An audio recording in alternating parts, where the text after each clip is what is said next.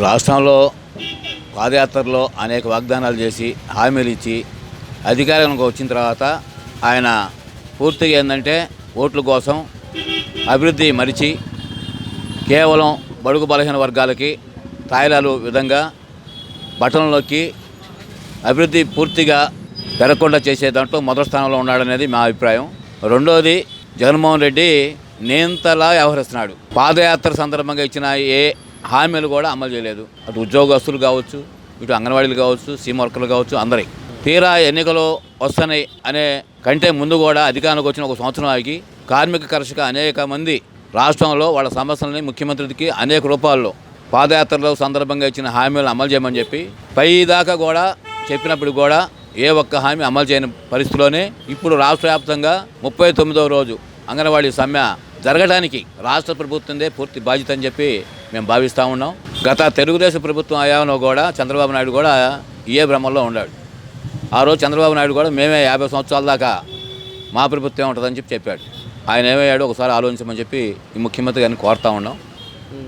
సంక్షేమ పథకాలు ఇస్తానంటున్నారు కదా. సంక్షేమ పథకాల వల్ల ప్రజలు కొంతమంది తీసుకుంటే తీసుకోవచ్చు, ఎవరు ఇమ్మన్నారనే ప్రశ్న ఉదయిస్తుంది. ఈ సంక్షేమ పథకాలకి ఈ బటన్లు నొక్కడం ద్వారా మళ్ళా తిరిగి అధికారంలోకి వస్తామనుకో భ్రమ. తెలంగాణ చూసుకోండి, ఎంతకంటే అభివృద్ధి చేశారు.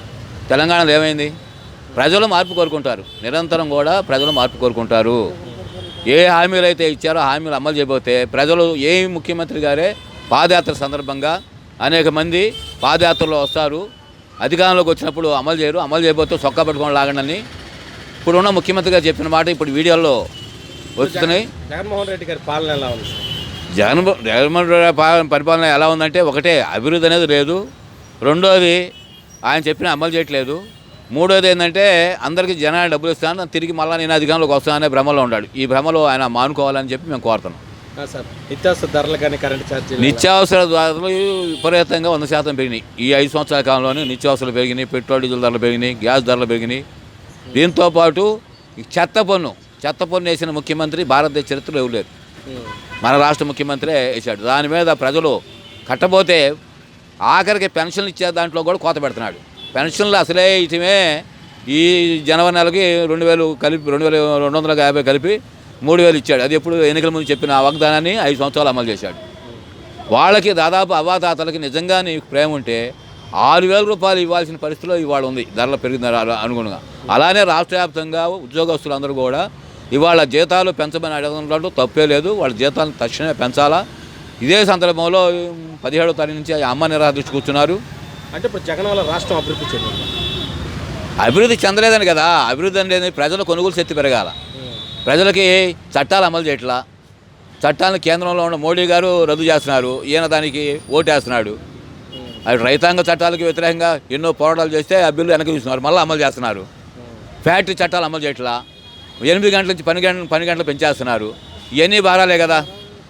అందుకని కొంతమంది పని చేయకుండా సోమర్థనంగా పెరిగేదానికి కూడా ఈ పథకాలు ఉపయోగపడుతున్నాయి. మళ్ళీ వాళ్ళే తిడుతున్నారు. ఏది అమలు చేయలేదండి. ఆయన సొంతంగా చేసుకునే పనులు, ఆయన ఏ విధంగా పార్టీని డెవలప్ చేసుకోవాలనేసి ప్రజలకు అనుకూలమైన పనులు, ప్రజలకు ఏది అవసరం అనేది ఉద్యోగం కానీ ఇలాంటివి ఏమీ చేయకుండా ఇప్పుడు రాజధానులు అన్నారు. ప్రతి ఒక్కరు కూడా కన్ఫ్యూజ్ అయిపోతున్నారు. ఇప్పుడు రాజధానులు అన్నారు. 3 రాజధానుల్లో ఏది రాజధాని అనేది ఇప్పటి వరకు ఏది విశాఖపట్నమా, విజయవాడనా, గుంటూరా, కర్నూలా ఏదనేది ఇప్పటివరకు తేల్చుకుంటూ ఉంటారు. కాబట్టి 5 సంవత్సరాలు రాజధాని తేల్చలేని వాళ్ళు ఇంకా మళ్ళీ రాష్ట్రం మళ్ళీ పరిపాలించాలి అనే ఆశతో అంటే తన ఇండిపెండెంట్గా చేసుకుంటున్నారు. కానీ ముఖ్యమంత్రి గారు ప్రజలకు ఉపయోగపడే విధంగా ఏది కూడా చేయడం లేదనేది ప్రజల అభిప్రాయం. పెట్రోల్ పెరిగిపోయింది, డీజిల్ పెరిగిపోయింది, అన్నీ కూడా పెరిగిపోతున్నాయి. ఇవన్నీ కూడా జగన్మోహన్ రెడ్డి గారు పెంచుతున్నారనే విషయం మేము అనం. కానీ సెంట్రల్ గవర్నమెంట్ నుంచి ఏదైతే అన్ని పెంచేస్తున్నారో రాష్ట్ర ముఖ్యమంత్రి గారు ఏది కూడా రాష్ట్రంలో ఈ విధంగా పెరిగిపోతున్నాయి, ప్రజలు ఈ విధంగా ఇబ్బంది పడుతున్నారని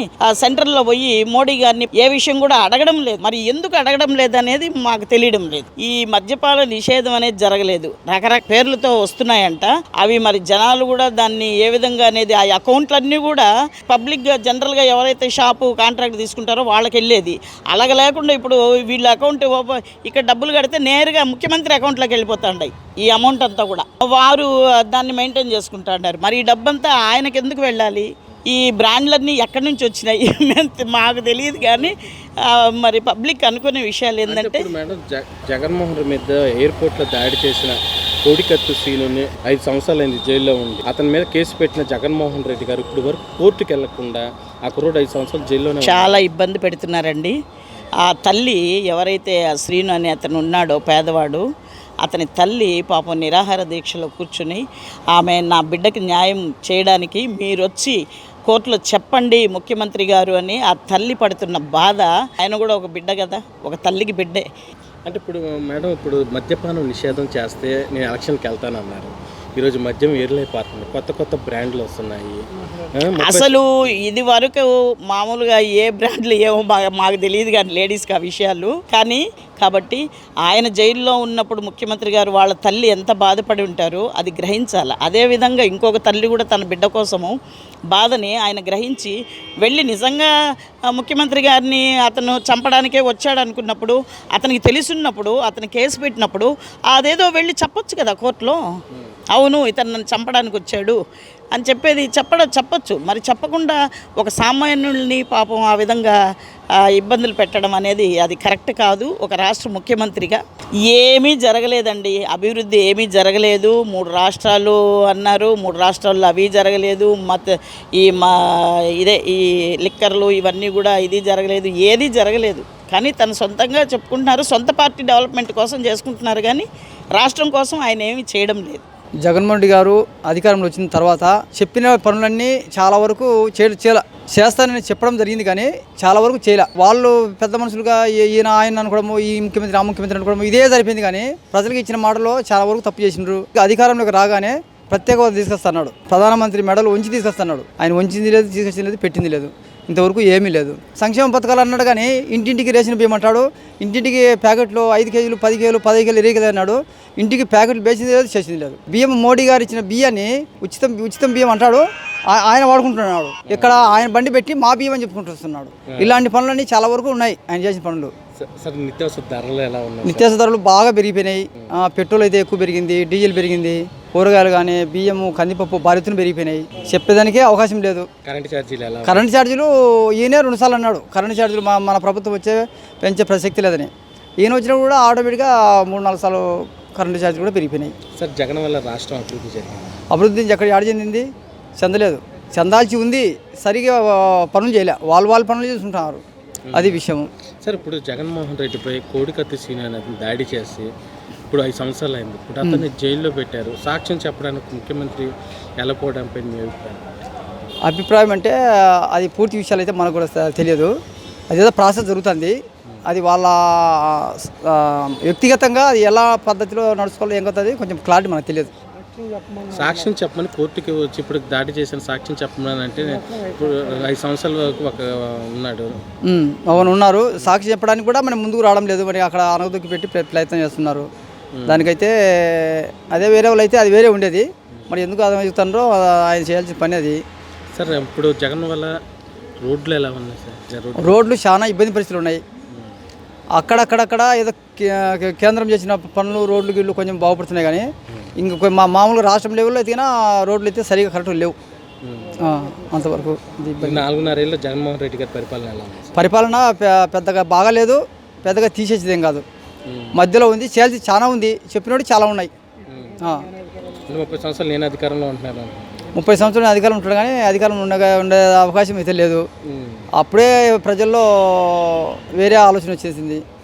సార్ ఇప్పుడు జగన్మోహన్ రెడ్డి గారు పాదయాత్ర చేసినప్పుడు రాజధాని ఇక్కడే ఉంటుంది, నేను ఇల్లు ఎక్కడెక్కడ కట్టుకున్నాను అన్నాడు. ఈరోజు 3 రాజధానులు అన్నాడు. ఆయన ఫస్ట్ ఎలక్షన్లో తిరిగేటప్పుడు నా ఇల్లు కూడా ఇక్కడే కట్టుకుంటాను, ఇక్కడే రాజధాని బాగా డెవలప్ చేస్తాను అన్నాడు. ఆయన సీఎం అయిపోయిన తర్వాత నేను 3 రాజధాని చేస్తాను, 4 రాజధాని చేస్తాను అనడం జరిగింది. అది ప్రజలు కూడా వ్యతిరేకం చేస్తున్నారు. ఇప్పుడు కూడా ఇంకా అక్కడ ధర్నాలు చేసుకుంటున్నామన్నారు.